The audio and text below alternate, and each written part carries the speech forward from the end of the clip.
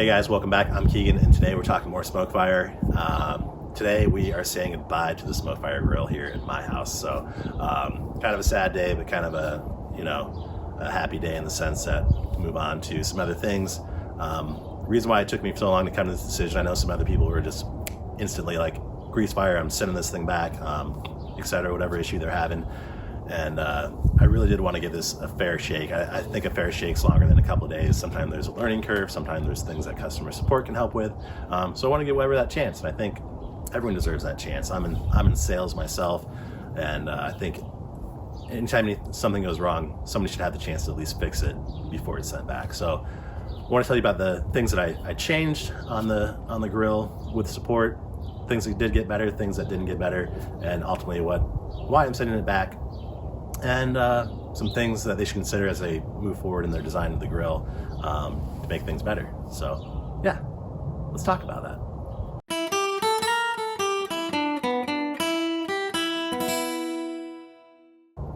Okay, so first of all, I did work with Weber support, which, people were generally really nice after you get through to the right people. It took a while to get through to that person that could help you, but after you did, they're pretty good responding over email fairly quickly to my concerns and issues and whatnot.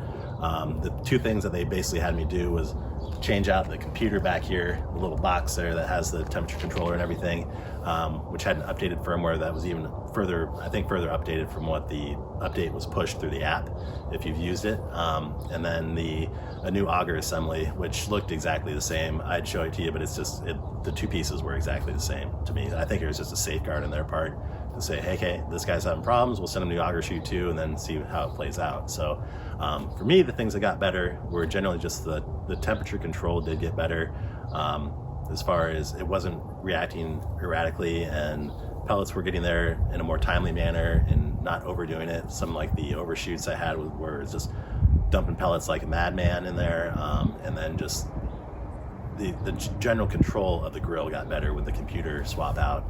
I don't think the auger assembly had anything to do with it, but that's not for me to say. Maybe it did. So generally those things got better, just general temperature control. But the things that didn't get better were the control of temperature across the grill. So the right side was still crazy hot, the left side was still pretty cool. Even if you're up at 500 degrees, the left side looks like you're kind of going low and slow, and the right side is just searing the heck out of whatever you put on it. I just did a quick test with some hot dogs. I was done putting like real more expensive cuts of meat on this, so I was just doing some tests with hot dogs on this one. But that was after ramping up for temperature. I did let it stabilize and everything. I wanted to give everything its fair shake. I cleaned the grill out immaculately, which they say is a good thing to do, but it just didn't perform well temperature control wise across the grate enough for me to keep around. It's a really big grill, so I think in order to justify that size, it needs to be really good across that whole grill grate, because it takes up some serious patio space. You want to be able to use the whole thing. Low and slow, I think it generally would have worked pretty well. I did some testing after the updates, and temperature control was pretty good across the entire spectrum. But I think the problem with that is, like with the low and slow, you still have the grease fire problem. So combined with that and the temperature range difference at a higher temperature, it just wasn't enough for me to keep it around at this price point, and the size of it and everything. It was just not something I'd probably use that much anymore. So I'm sad to say it's going goodbye. For everybody that stuck through this process, I want to thank people that were supportive, telling me thanks for the videos, keep it up, really appreciate that. For those who thought I was like staging some of this stuff, that's just totally not me. And I do like Weber products in general. I respect them as a company. I wouldn't stage any of these failures. It was really more of just a troubleshooting process for myself, and also so I could show Weber, what was happening as well, because I think that's beneficial for my problem, but also other people's problems and issues they're seeing that maybe they don't see in their lab. I don't know. But yeah, and then moving forward, I think, the things that I think obviously they need to address the temperature control across the whole range of the grill. And then the grease trap is the big thing. I think the pellet feeding issue, I think is an easy fix with just having those more vertical sides to get the pellets where they need to go.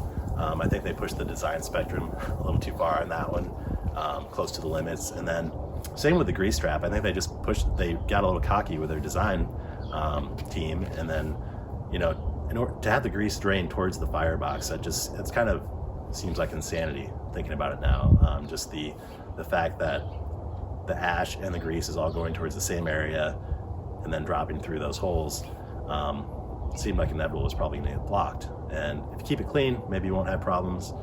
If you don't keep it clean, you'll definitely have problems. But I think they probably should have just said, hey, let's put a grease trap on the right side, grease trap on the left side, have the ashes drop in the center, and it probably would have solved the problems right there.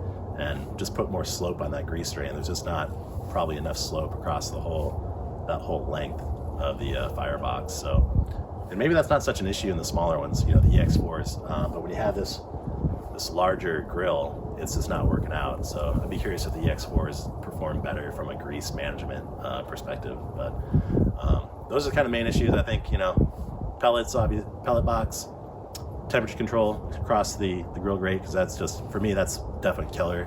The definite killer in this case, and the grease problem was kind of number 2 for me.